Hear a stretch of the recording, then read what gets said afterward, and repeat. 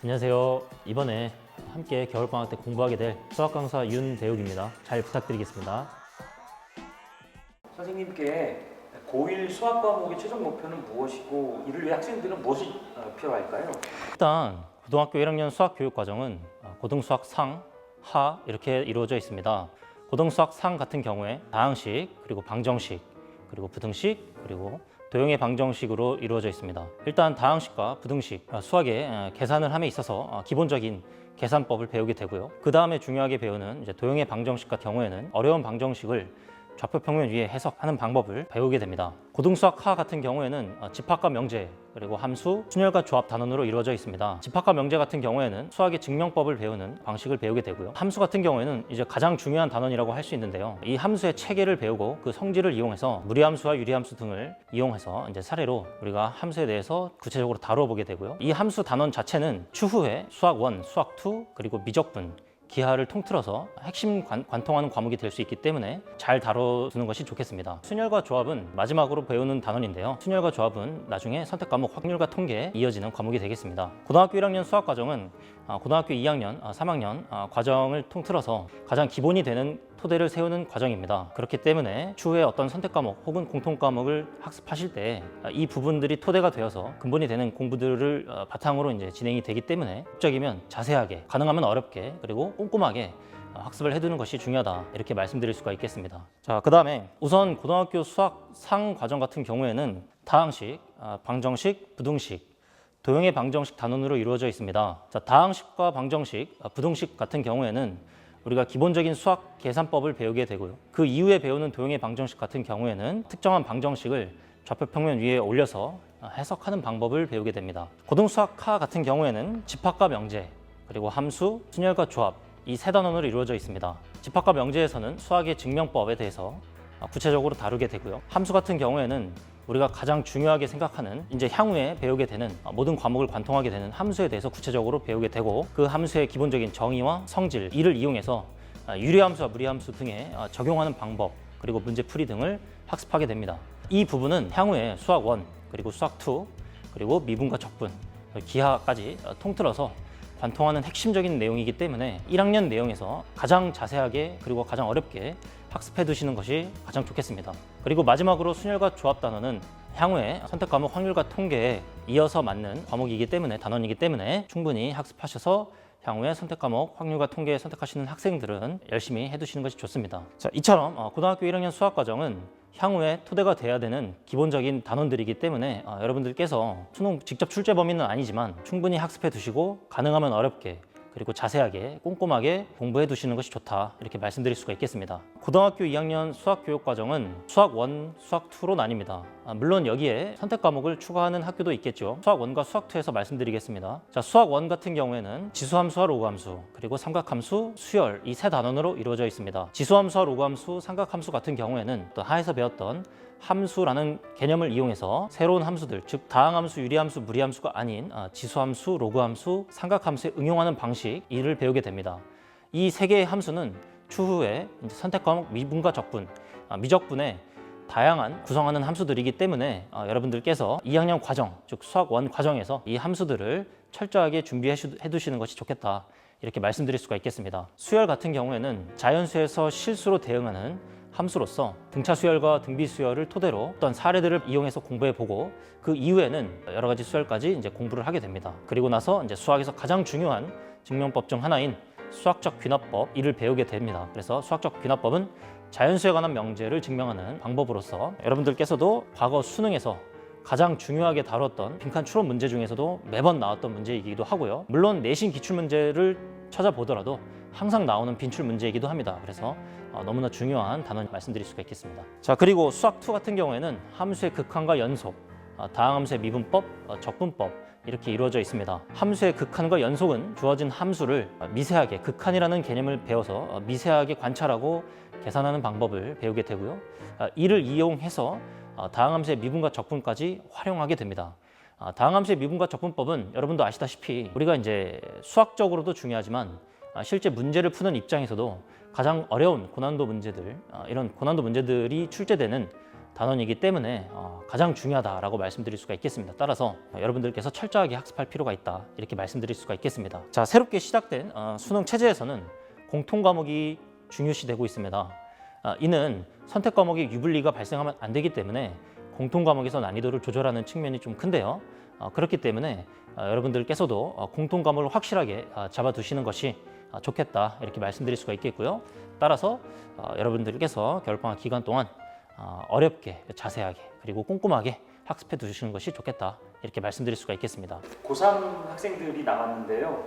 고3 수학은 결국 최종적인 마무리일 텐데 목표와 그다음 학생들은 어떤 것이 필요한지를 좀 말씀해 주시겠습니까?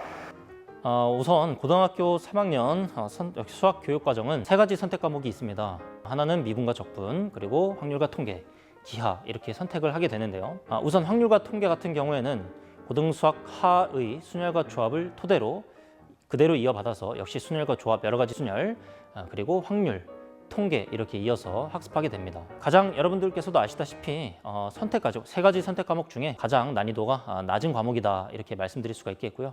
학습량도 가장 적은 것이 사실입니다. 두 번째 선택 과목으로는 미적분이 되겠습니다.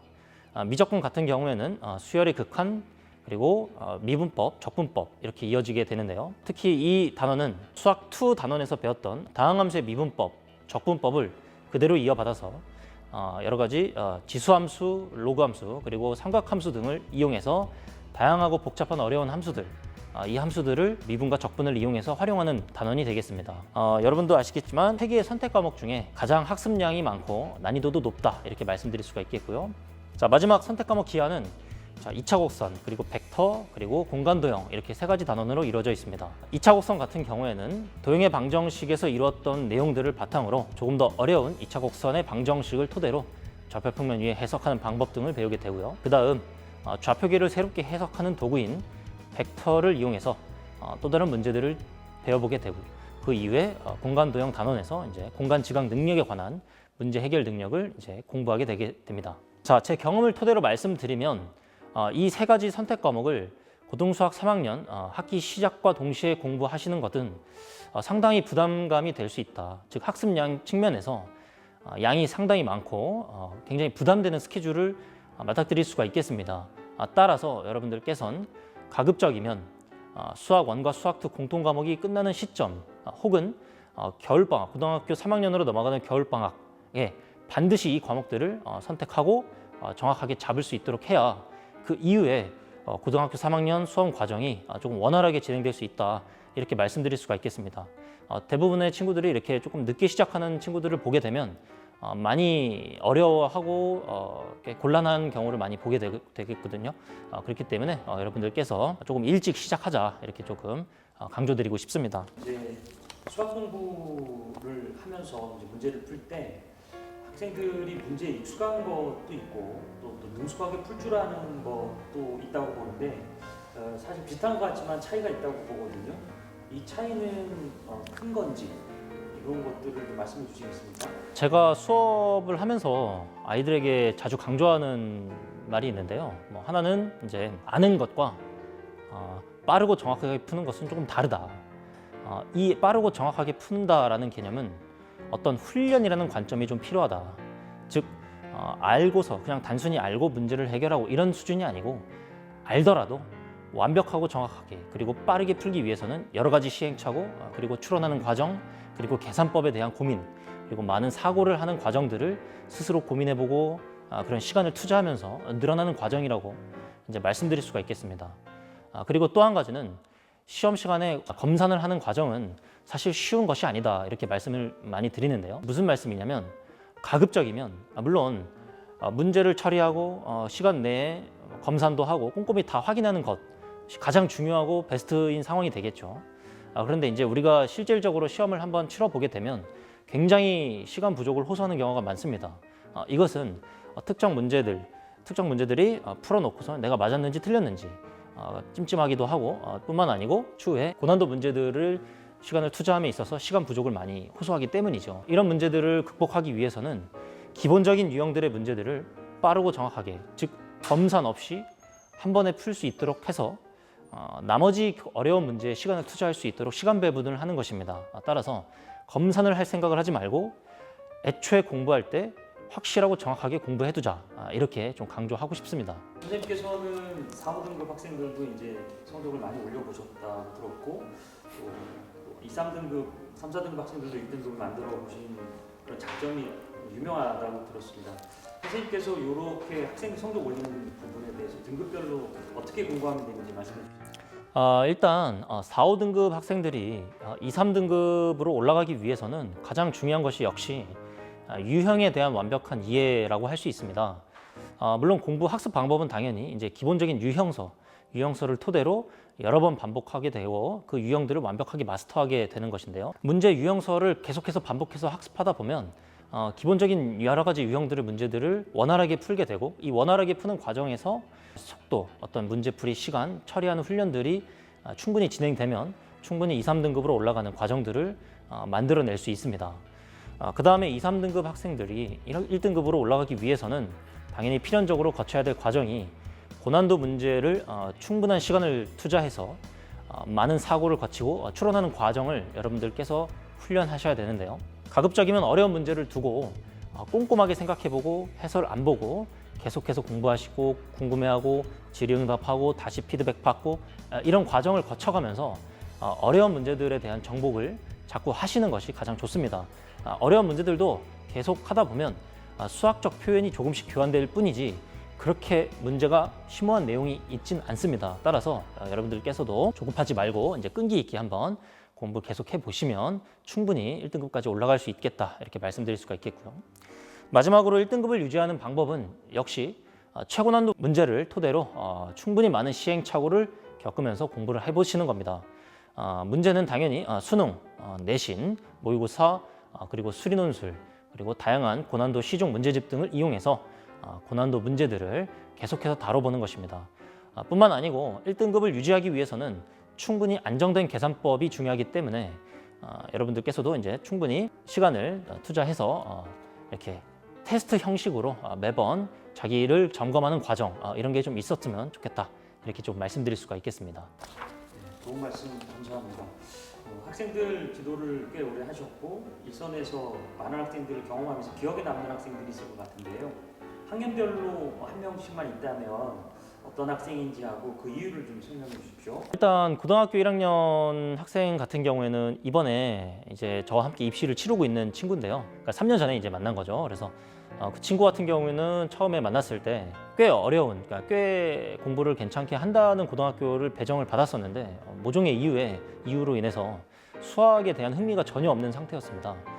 본인 스스로도 국어랑 영어의 과목은 조금씩 강점은 있었지만 수학의 과목 같은 경우에는 전혀 공부에 대한 흥미가 없었던 상태였기 때문에 아이를 설득하는 것이 이제 가장 문제였는데요. 그래서 이를 극복하기 위해서 어머님께서 직접 저를 찾아오셔가지고 정말 여러 번 부탁하고 제발 수업에만 참여할 수 있도록 해달라, 이렇게까지 말씀하실 정도로 수학에 전혀 관심이 없었습니다.